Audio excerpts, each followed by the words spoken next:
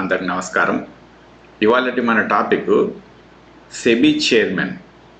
SEBI అంటే security, మన మన స్టాక్ మార్కెట్ ఉంటుంది కదా, అదన్నమాట. మన స్టాక్ మార్కెట్కి చైర్మన్ అనమాట సెబీ అంటే. దాని చైర్మన్ మాధవి పూరి గారి గురించి ఇవాళ టాపిక్.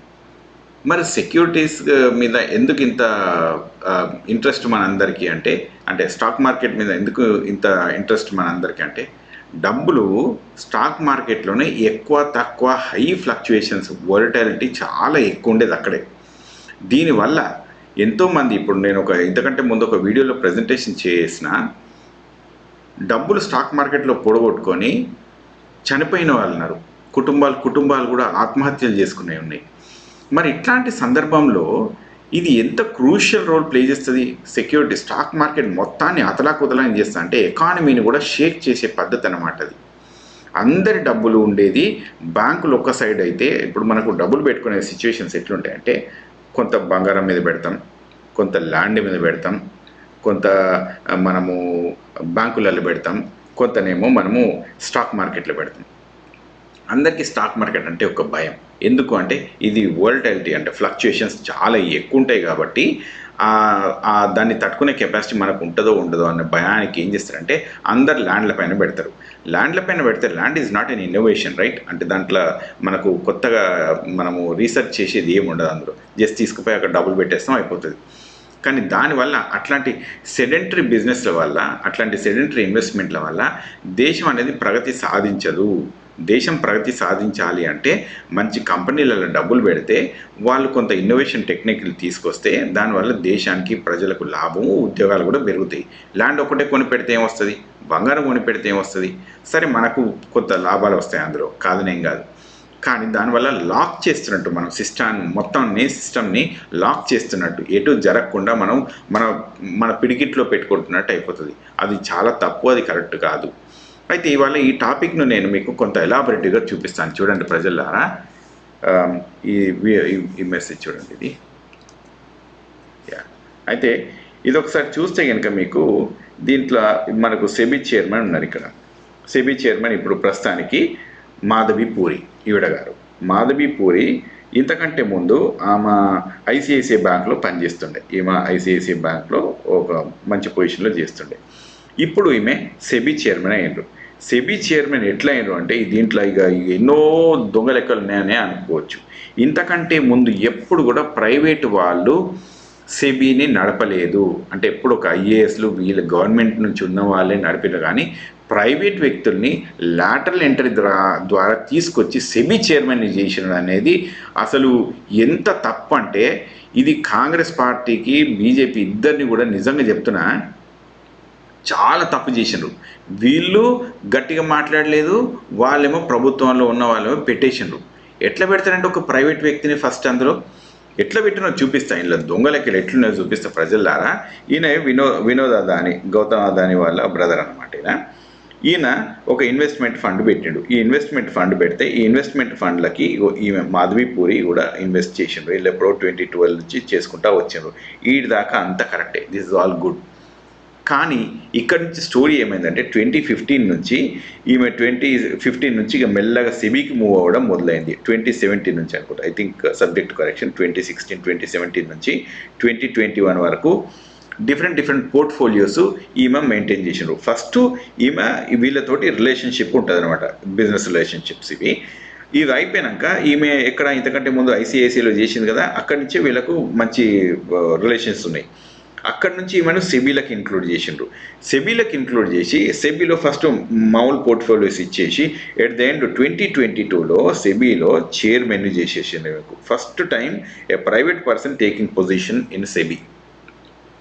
ఇంత చేసిన ఈ వ్యక్తి మరి ఇంత చేస్తే ఇక ప్రాబ్లం ఏమొచ్చింది, ఎందుకు ఈమె మీద ఇంత లొల్లి పెడుతుంది ఇక్కడ అందరంటే, ఈమె చేసిన ఈ పని సెక్యూరిటీస్, అంటే ఇప్పుడు మన స్టాక్ మార్కెట్ ఉంటుంది కదా, స్టాక్ మార్కెట్లో సెబీలో అదాని పైన వచ్చిన ప్రాబ్లమ్స్ని, అదాని పైన వచ్చిన ఆర్టిఫిషియల్ ఇన్ఫ్లేషన్ని వాళ్ళని ఇన్వెస్టిగేషన్ చేయడంలో బాగా డిలే చేసిండ్రు. అసలు కోర్టులు అడిగితే కూడా డిలే చేసిండ్రు అనమాట. ఈ ప్రాసెస్ మొత్తం డిలే చేసిండ్రు. ఇస్తాము అనుకుంటా డిలే చేసి అసలు అదానిని అట్లా ఆ లెవెల్కి తీసుకుపోయేదాకా చేసిండ్రు. ఈ ఆర్టిఫిషియల్ ఇన్ఫ్లేషన్ చేస్తే ఏమవుతుందంటే స్టాకులకు ఏదో డబ్బులు వచ్చి పడతా ఉంటాయి, కంపెనీలకు డబ్బులు వచ్చి పడతా ఉంటాయి. ఆ డబ్బులు ఎక్కడి నుంచి వచ్చి పడుతున్నాయి అంటే వీళ్ళ డబ్బులే. మళ్ళీ అదాని వాళ్ళ డబ్బులు ఓవర్సీస్ నుంచి తీసుకొచ్చి, అంటే ఇక్కడున్న డబ్బుల్ని, ఇండియా నుంచి ఉన్న డబ్బుల్ని తీసుకుపోయి మారిషస్, సింగపూర్, అక్కడ ఇక్కడ వేరే కంట్రీస్ నుంచి పెట్టి అక్కడి నుంచి అవన్నిటిని మళ్ళా ఇండియన్ మార్కెట్లకు అది సెబీలకు అది అదాని స్టాక్లకి ఇన్వెస్ట్ చేస్తే ఏమైందంటే అదాని స్టాక్లు బూస్టప్ అయిపోయినాయి. మరి ఇవి అంత డబ్బులు ఎక్కడికి వెళ్ళి వచ్చేసినట్టే ట్యాక్సులు గీక్సులు ఏం కట్టేది లేదు. ఇక వచ్చిన డబ్బులు అక్కడికి వెళ్ళి ఇక్కడికి వెళ్ళి మొత్తం దొంగలకి చూపించడు, అవి ఓవర్సీస్కి పంపించిన అన్ని తీసుకొచ్చి మళ్ళీ అదాని అకౌంట్లలో వేసుడు. దీంతో స్టాక్ మార్కెట్ హై ఇన్ఫ్లేట్ అయిందనమాట. ఎవరిది? అదాని దాంట్లో హై ఇన్ఫ్లేట్ అయితే ఎప్పుడో ఒకసారి ఆ బబుల్ బోస్ట్ అవుతుంది. మరి బబుల్ బోస్ట్ అయినప్పుడు ఎట్లాంటి వాళ్ళ డబ్బులు పోతాయి అంటే మన సొంటే లేకపోతాయి, మన అట్లాంటి మిడిల్ క్లాస్ వాళ్ళే పోతాయి. పెద్ద పెద్ద వాళ్ళు తట్టుకొని మంచిగా నిలుచుంటారు. మరి మన సొంటుల సంగతి ఏంది అంటే కంప్లీట్ లాస్ అవుతాం. దీనివల్ల ఎంతో కుటుంబాలు ఇవాళ అన్యాయానికి గురవుతున్నాయి. అయితే ఇప్పుడు ఇంకా నేను చూపిస్తాను చూడండి. మరి ఇట్లాంటప్పుడు ఒక ప్రైవేట్ పర్సన్ని హూ హ్యాస్ నెక్సస్ అంటే కనెక్షన్ విత్ అదాని ఉన్న వాళ్ళని మనం వాళ్ళ మీదనే మళ్ళీ ఇంటరాగేషన్ చేయండి అంటే వాళ్ళు ప్రాపర్గా చేస్తారా? ఇది మనకు తెలియని ముచ్చట్న. ఇదంతా ఈ కథ ఏంది? ఇదంతా మనకు చూడండి, ఇదంతా పెద్ద సెటప్ అనమాట. ఇదంతా ఎట్లా ఫండ్స్ ఎట్లా మూవ్ అయినాయి ఓవర్సీస్కి అనేది ఇదంతా ఉంది ఇక్కడ. మీకు ఆ డిస్క్రిప్షన్ కావాలంటే ఇదంతా కింద వీడియోలో కూడా ఉంటుంది, మీరు చూసుకోవచ్చు ఆ తర్వాత. సో నేనేం చెప్తున్నానంటే when they have such a good nexus between Adani and Madhavi puri, ఈమె మాధవి పూరి వాళ్ళ హస్బెండ్, ఈయన ఇంకో బచ్ అనమాట. సో వీళ్ళిద్దరికి ఇంత రిలేషన్షిప్స్ ఇలా ఈ కంపెనీకి ఆ కంపెనీకి ఉన్నప్పుడు వీళ్ళు ఇన్వెస్టిగేషన్స్ తరువుగా చేయక అదానిని అనవసరంగా అట్లా పైకి ఎత్తేసారు అనమాట. దాన్ని ఆ ఆర్టిఫిషియల్ ఇన్ఫ్లేషన్ తీసుకొచ్చేసేసి అదాని స్టాక్స్ అన్నింటినీ ఏం ఇంటరాగేషన్ కాకుండా చేసిండ్రు. సో ఇది ఇక్కడ అయిపోలేదు. ఇప్పుడు ఇంకొకటి ఏంటంటే ఇక్కడ చూపిస్తాను చూడండి ప్రజలారా. ఈమె ఐసిఐసిఐ బ్యాంక్లో ఫస్ట్ జాబ్ చేస్తుండే. ఈమె ఐసిఐసిఐ బ్యాంక్ జాబ్ చేస్తున్నప్పుడు ఈమెకు 1,30,000 రూపాయలు జీతం. కానీ ఈమె రిటైర్ అయిన తర్వాత మాత్రం జీతం 2,70,000. ఈ 2,70,000 ఇక్కడ అయిపోలేదు, 2,70,00,000 ఇక్కడ అయిపోలేదు. ఇది అయిపోకుండా ఇక్కడ చూడండి ఒకసారి, మీరు అందరూ చూస్తే పరిచయం అవుతారు. వీళ్ళకు స్టాకుల నుంచి వచ్చే డబ్బుల నుంచి చూస్తే ఈవిడ గారు ఏం చేసిండండి, ఐసిఐసిఐ బ్యాంక్లో పనిచేసారు కదా. ఈమె పనిచేసినప్పుడు ఇగో ఈ ఎట్టెట్ల డబ్బులు పెరిగిన చూడు, ఎట్టెట్లయితే ఈమె ఐసిఐసిఐ నుంచి ఎట్టెట్లయితే సెబీకి మూవ్ అయ్యి ఎంతెంత ప్రమోషన్స్ తీసుకుంటుందో 2 కోట్ల నుంచి 4 కోట్లు, 4 కోట్ల నుంచి ఇక ఈ డబ్బులు పెరుగుతూనే ఉన్నాయి. ఇట్లా ఓవరాల్గా 12 కోట్లు తీసుకున్నది ఈమె జీతం. ఎక్కడి నుంచి? ఐసిఐసిఐ బ్యాంక్ నుంచి. మరి ఒక ప్రైవేట్ పర్సను నువ్వు ప్రైవేట్ శాలరీస్ తీసుకుంటున్నప్పుడు నువ్వు మళ్ళీ వాళ్ళతోటి ఏమైనా మీటింగులు పెట్టొచ్చా? ఐసిఐసిఐ పెట్టే మీటింగ్లలో సెబీ వాళ్ళు కూర్చోవచ్చా? కూర్చుంటే అందులో మాధవి పూరి గారు కూర్చోవచ్చా? అంటే she could lead the chair అనేది పెద్ద క్వశ్చన్ అనమాట. ఇవంతా ఎందుకు అంటే ఆమె ఇష్టం వచ్చినట్టు నడిపించుడు, ఇక సిస్టమ్ని ఇష్టం వచ్చినట్టు నడిపించుడు. ఆమె బొచ్చర్ కంప్లైంట్స్ ఉంటే మినిస్ట్రీ కూడా అసలు ఈ కంప్లైంట్స్ ఇన్ని ఉన్నాయి కదా అన్నట్టు హ్యాండిల్ చేయమంటే అవన్నీ అయిపోయినాయి, సార్ట్అవుట్ అయిపోయినాయి అని చెప్పి మినిస్ట్రీ కూడా ఒక రెస్పాన్స్ ఇచ్చింది. ఆమె పొట్టు తిట్టుడు, ఎట్లా పడితే అట్లా చేసుడు, సొంత డిసిషన్స్ తీసుకోడు, ఆమెకు నచ్చినట్టే ఉంచుడు, సిస్టమ్ని అసలు అతలా కుతలం చేస్తుంది అనుకోరాదు నామ. సో ఇప్పుడు కరెక్ట్గా చెప్పాలంటే ఇప్పుడు సిస్టంలోకి వచ్చింది. ఈ హిండెన్బర్గ్ రిపోర్ట్ వల్ల ఏమవుతుంది అంటుంటే ఈమె ప్రైవేట్ ఈమెయిల్స్ వాడడము, ఈమె అన్ని అసలు ఇవన్నీ డబ్బులన్నీ బయటపెట్టింది, ఇక్కడి నుంచి ఈ సిస్టమ్ నుంచి ఎంత డబ్బులు తీసుకొచ్చింది, ఈ రిలేషన్షిప్స్ నెక్సస్ వాళ్ళకు ఈ కంపెనీకి ఉన్నదంతా తీసుకొచ్చింది హిండెన్బర్గ్ వాళ్ళు. సరే, హిండెన్బర్గ్ వాళ్ళు మంచోళ్ళ దొంగల తర్వాత సంగతి, మనం దాని గురించి మాట్లాడట్లేదు. ఇప్పుడు మనం ఏమైంది, మన డబ్బుల్ని మనం అంత దేశ ప్రజల సంపదని మనం కాపాడాల్సిన అవసరం మనకు ఉందా లేదా అని కనుక అడిగితే తప్పకుండా ఉంది. అది ఉంది కాబట్టి మనం అందరం రెస్పాన్సిబుల్ కాబట్టి మనం ఎంతో కొంత చేయాల్సిన అవసరం ఉంది ఇక్కడ, రైట్? అందుకనే ఈ వీడియో చేస్తూ ఉన్నాను. అయితే ఇప్పుడు ఇక్కడ చూడండి, మనము ఐసిఐసిఐ ఇప్పుడు వీళ్ళు శాలరీ తీసుకుంది కదా ఏమో, అట్లాగే ఇగో ఐసిఐసిఐ ప్రుడెన్షియల్ నుంచి డబ్బులు ఆమెకి ఇక్కడ నుంచి ఇన్కమ్, ఇగో తర్వాత ఐసిఐసిఐ స్టాక్ మార్కెట్ల నుంచి ఇగో ఆమె ఇన్వెస్ట్మెంట్లు వస్తూ ఉంటాయి. ఓకే, స్టాక్ మార్కెట్ల నుంచి కూడా డబ్బులు వస్తూ ఉంటాయి ఆమెకు. సిబి నుంచి వచ్చే జీతం ఏమో సంవత్సరానికి 30 లక్షలు 40 లక్షల ఇగో ఇంతే ఉన్నాయి. అంటే నెలకు 3-4 లక్షల రూపాయల జీతం. ఈ 3-4 లక్షల రూపాయల జీతం ఇక్కడ ఇట్లా 20-30 లక్షలు 40-40 లక్షల జీతాలు ఎక్కడ? అంటే వీళ్ళు ఏం చేద్దాం అనుకుంటారు దేశాన్ని? మొత్తం భ్రష్టు పట్టిస్తున్నారు. మొత్తం ఇగో 17 కోట్ల రూపాయలు ఇన్ ద లాస్ట్ 5-6 ఇయర్స్ వాళ్ళు సెబీకి పనిచేసిన డబ్బులతో, సారీ ఐసిఐసిఐ బ్యాంక్ నుంచి ఆమె పెన్షన్ తీసుకున్న జీతము ఆల్మోస్ట్ 17 కోట్లు. మరి జీతమేమో ₹1,00,00,000 ఉంటే పెన్షన్ ఏమో 17 కోట్ల దాకా వచ్చాయి. దీన్ని ఎట్లా చదువుతాం మనం అంతా? అంటే ఐసిఐసిఐని మనం ఎట్లా చదువుతాము, మాధవీపురిని ఎట్లా చదువుతాము, అదానిని ఎట్లా చదువుతాము అనేది ప్రజలు తెలుసుకోవాలిగా. ఎంతో కొంత నీతి నిజాయితీ నిబద్ధత లేకుంటే మనము దేశం ప్రగతి సాధించలేము.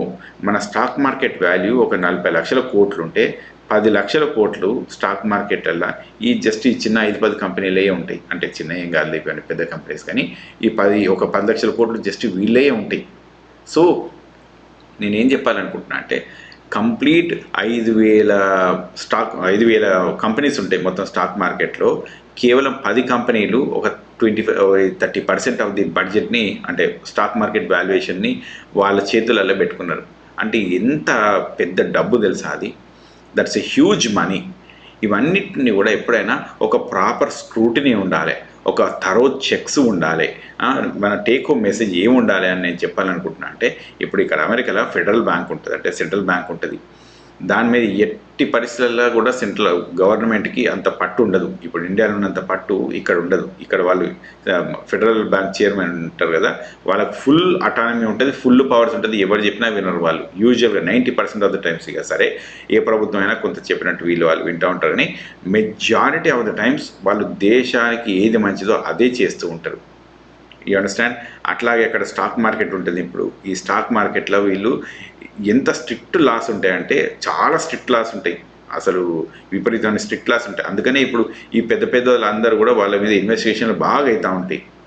లైక్ జుకర్బర్గ్ కానీ, ఇంకా గూగుల్ వాళ్ళు కానీ, మైక్రోసాఫ్ట్ వాళ్ళు కానీ, వాళ్ళందరి మీద చాలా అవుతూ ఉంటాయి. అంటే నేనేం చెప్పాలనుకుంటున్నానంటే ఎకానమీ అనేది, జ్యుడిషియరీ అనేది ఎప్పుడైనా రెండు చాలా important pillars in personal life. మనకు న్యాయం జరుగుతలేదు అన్నప్పుడు మన మనసు ఎంతో బాధపడుతుంది. అట్లాగే మన డబ్బులు పోయినాయి అన్నప్పుడు కూడా మనకి ఎంతో బాధపడుతూ ఉంటాం మనం. సో ఈ రెండు సిస్టమ్స్ని కూడా ప్రాపర్గా ఆటోనమస్గా మనం మెయింటైన్ చేయగలగాలి. అటు కొలేజియం అయినా కానీ, ఇటు ఫైనాన్షియల్ థింగ్స్ కానీ, ఆర్బీఐ కానీ, లేకుంటే స్టాక్ మార్కెట్లు కానీ ఒక పకడ్బందీ ప్రణాళిక ప్రకారం ఉండాలి. మనం అట్లాంటి వాళ్ళకే ఓటేయాలి. మరి సెబీ చైర్మన్ని ఓ దొంగను పట్టుకొచ్చి ఆడ కూర్చోబెట్టింది ఎవరు? ప్రభుత్వం కాదా? బీజేపీ ప్రభుత్వం కాదా? మరి బీజేపీ ప్రభుత్వం అట్లా చేయొచ్చా? లాటరల్ ఎంట్రీ ద్వారా ఓ పనికిమాలిన వాళ్ళందరినీ తీసుకొచ్చి ఆడ కూర్చోబెడితే ప్రభుత్వ వ్యవస్థలని మనం అసలు విచ్ఛిన్నం చేస్తున్నట్టు కాదా? మనం అందరం తెలుసుకోవాలి ప్రజలారా. We all have to be educated on this topic and we have to move forward. అంతవరకు మనకే కాదు, మన భవిష్యత్ తరాలకు కూడా బాగా దెబ్బలు తింటాయి అట్లా చేస్తే మనకు, రైట్? సో నెక్స్ట్ వీడియోలో మళ్ళీ కలుద్దాం. మీకు ఏమైనా కమెంట్స్ ఉంటే కింద పెట్టండి, ఓకే? బట్ మాధవీపురి గారు చేసింది మాత్రం ససేమిరా, ఆమె డైరెక్షన్స్ కరెక్ట్గా లేవు. ఇది నా అనాలిసిస్. మీకు వేరే అనాలిసిస్ అనిపించవచ్చు, దాని కింద కమెంట్స్ పెట్టండి. మనము we can debate on that, okay? Thank you very much.